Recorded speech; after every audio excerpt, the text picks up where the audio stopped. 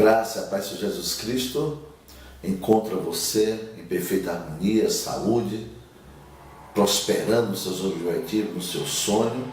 E mais uma vez nós estamos nessa semana aí trazendo justamente uma mensagem. E a esperança que todo esse comentário, toda essa exposição que nós trazemos toda semana ajuda a você, ajuda a mim, ajuda a todos nós a melhorar justamente nossa condição, nossa relação ao chamado, à escolha que Deus fez na nossa vida. Porque todo chamado que nós temos hoje em Deus, que nos escolheu, nos elegeu, foi Ele que tomou essa iniciativa na nossa vida, foi para o propósito dele.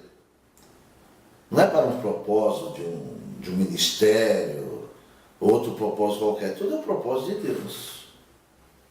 Então isso que é tremendo, isso que é gostoso, eu acho justamente na vida de fé.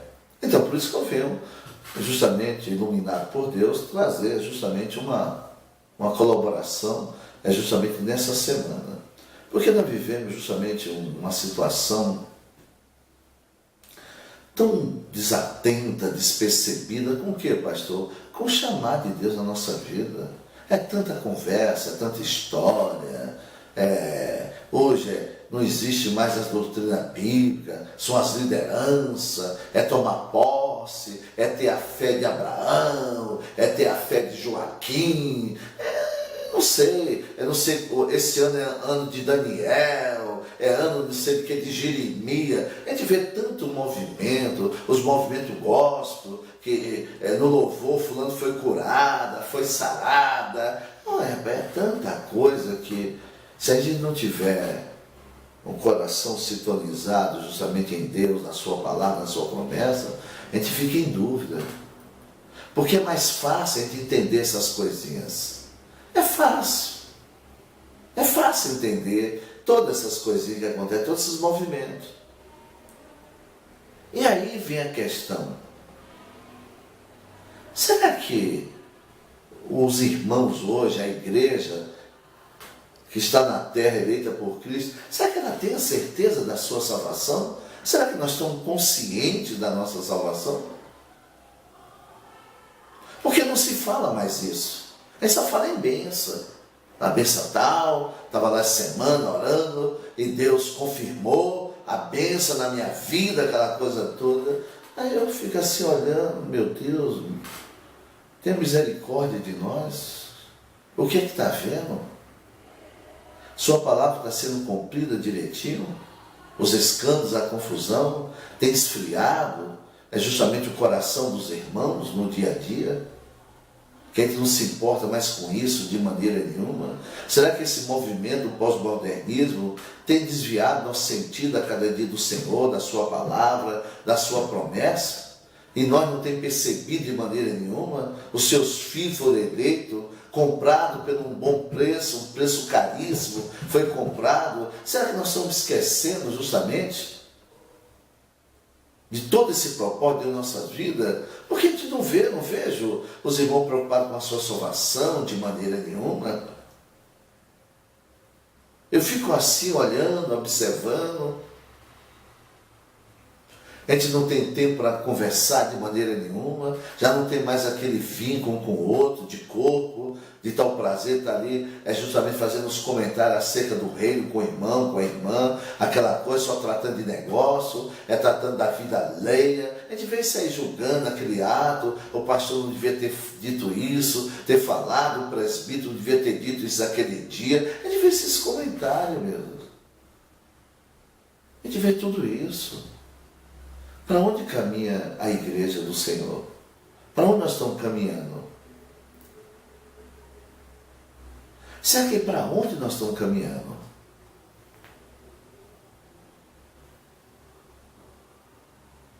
É coisa para a gente parar e pensar para onde nós estamos caminhando. Porque eu olho justamente para o prédio onde eu congrego. O Senhor disse, ele não habita ali com o tempo feito pela mão do homem. Então me assusta eu pensar que Deus está ali. Eu me conformar porque eu vim no culto, está tudo bem. Fui para a igreja hoje, eu assisti o culto da manhã, foi uma bênção e tal, e caí no meu caminho, vivendo o meu ponto de vista, vamos dizer assim, no dia a dia. Isso é uma loucura. Isso é uma loucura. Porque nós fomos chamados pelo Senhor viver no seu propósito, fomos reconciliados justamente pelo Senhor na obra do seu Filho sobre a nossa vida, a gente viver a vida dele. Então a vida dele foi derramada sobre nós.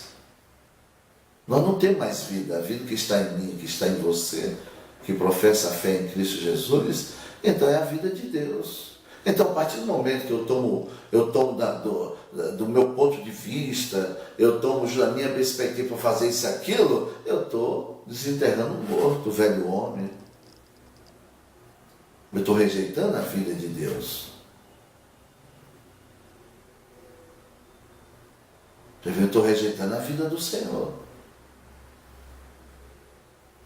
E muitos de nós não pensa dessa forma, dessa maneira. E tem sido iludido, tem sido enganado. Será que eles estão sendo iludidos e enganados? Será que eles conseguem retomar novamente o Senhor? É isso que nós temos que observar, que é muito difícil. Quando você toma uma variante, você sai do caminho que é Jesus Cristo e toma uma variante, porque toda variante, todo atalho é criação do diabo. Nós estamos enganados. Será que nós temos força para voltar? Temos força para reconhecer o nosso erro, a nossa falha?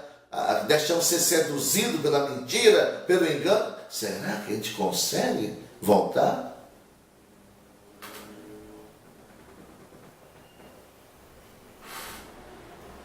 Amados, será que nós conseguimos? É difícil, hein? Isso é muito difícil. É difícil essa situação. Por que é difícil? Porque você tem que reconhecer o seu estado. Primeiro tem que reconhecer aquela situação adversa em você e ter um arrependimento. Arrepender, deixar, largar e se voltar para Deus. Você vê como é que as coisas é difícil na vida espiritual? Porque você tem um adversário muito grande, que é o diabo, que opera através da nossa natureza carnal, a natureza humana do qual nós nascemos. Que é a natureza que não é sujeita a Deus, nem pode ser sujeita a Deus. Você está vendo que coisa de louco? Você vê que coisa infernal é isso? Isso aí não para pensar de maneira nenhuma. Então, como nós não pensamos nisso, então nosso sentido tem se desviado. Mas o Senhor, nosso Deus, tem ficado atento a cada dia justamente a nossa vida. Porque cada um receberá de acordo com as suas ações. E Deus não toma o culpado pelo inocente de maneira nenhuma, como ele diz na sua palavra lá em Deuteronômio. Ele diz isso na sua palavra. Então não adianta ele ficar aí nas esquinas. Mas Deus é amor, Deus é amor. Quer dizer que ele vai justamente te dar algum aval, que se está no erro ele é amor? Não. Nós fomos chamados para viver uma vida justa. A vida justa é a vida do seu filho, porque ele é a pessoa justiça. Nós temos que observar isso no dia a dia da nossa vida.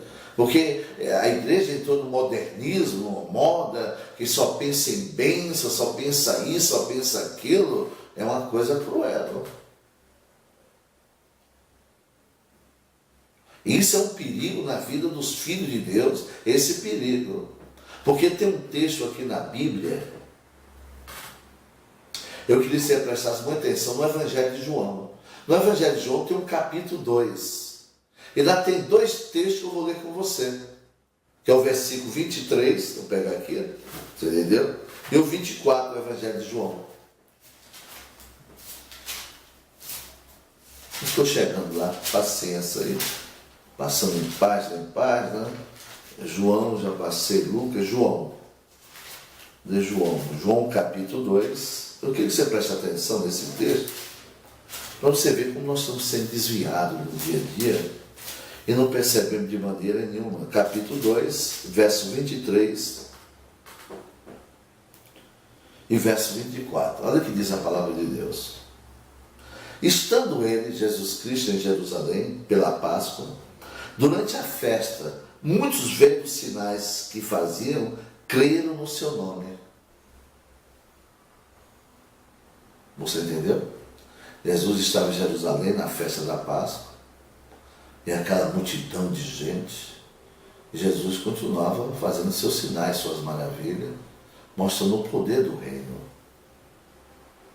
Então, muitos daqueles que diz o texto, creram no seu nome. Aí você vai no versículo 24, olha o que Jesus diz. Mas o mesmo Jesus não confiava neles, porque a todos conhecia. Jesus não confiava neles de maneira nenhuma. Por quê, pastor? Porque quando você pega a palavra crer e confiar, ela é traduzida de um mesmo texto, de uma mesma palavra traduzida. Então, crer e confiar, ela tem o mesmo sentido. Se eu creio, verdadeiramente eu confio. Se eu confio, eu creio. Então, aquela multidão crê em Jesus, mas não confiava neles de maneira nenhuma. Por quê, pastor? Porque não estava ali para o propósito do Senhor de maneira nenhuma.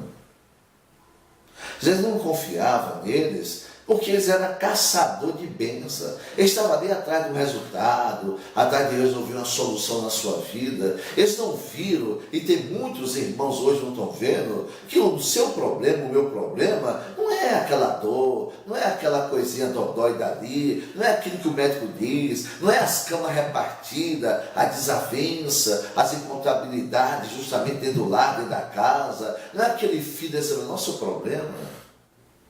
Se podemos chamar de problema, chama-se pecado. É uma vida independente de Deus. Nós estamos no culto, recebemos o Senhor, mas nós ouvimos a palavra, mas acreditamos naquilo que eu acho, que eu penso, que eu vejo, que eu imagino. Então nós andamos de acordo com nossas ideias, com o nosso pensamento. É isso que você não observa de maneira... Aí você sofre as consequências. Por quê? Porque de Deus ninguém pode zombar. De Deus ninguém pode escarnecer. O que o homem planta, o que o homem sabe, ele colhe, cega. Então é isso que nós temos que entender. Por isso que a Bíblia diz, lembra de onde caiu e arrependa.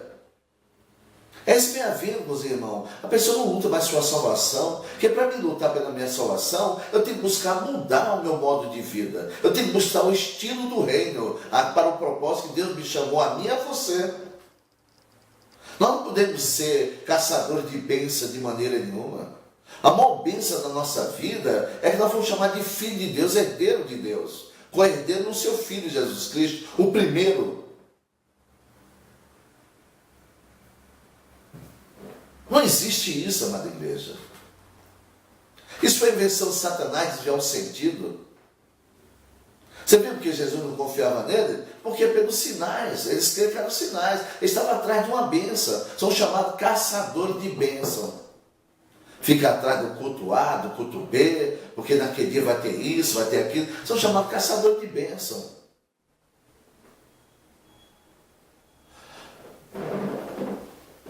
Você vê como nós temos que se desviar do nosso sentido? Você vê como nós estamos se perdendo, não percebe?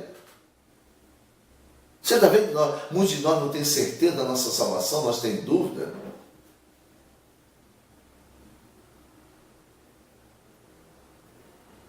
Você está vendo o que é a dúvida? A dúvida é terrível.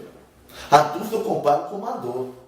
Quando você sente uma dor no seu corpo, porque ali você tem um sintoma que ali não vai bem de maneira que você quer cuidar. Então, quando você tem dúvida na sua vida espiritual, é sinal que nada está indo bem na sua vida espiritual. Então, você tem que ver o que está acontecendo com a sua vida espiritual no dia a dia. Você tem que tirar esse foco de ser um caçador, de ser uma caçadora de bênção e buscar a verdade todos os seus dias. Porque a vida de Deus é uma vida prática, é uma vida que deve ser exercida nas nossas 24 horas que nós temos por dia. Então, por isso que Deus tem permitido esses encontros nossos semanais. Nós não estamos mostrando que você está errado, você não pode se enganar. Você não pode entregar seu sentimento ao movimento do ambiente, você está preso. Você não pode ser preso de ninguém. O apóstolo Paulo dizia que ele era preso do Senhor. Agora você ser preso do ministério, da instituição, entendeu? Ou do líder A, do líder B, isso é um inferno na sua vida. Nós temos que respeitar uns aos outros. Mas deixar que esses movimentos dominam nosso sentimento, aí você fica preso, escravo. Aí não interessa as coisas sublimes de Deus de maneira nenhuma, as coisas grandiosas, maravilhosas, porque nós ficamos nessa vidinha caçador de bênção. Então, por isso que o Senhor não confiou neles. E será que vai confiar em mim, em você, se nós justamente desviarmos nosso sentido, o propósito, que é buscar justamente a vida eterna a cada dia? Que é o conhecimento que Deus revela no nosso coração. Então observe os seus atos, suas atitudes. Eu não estou condenando você, eu estou te alertando. Porque nem sei, não convivo com você, mas Deus está falando conosco. É a palavra dele, ele que diz, que não confiava neste povo.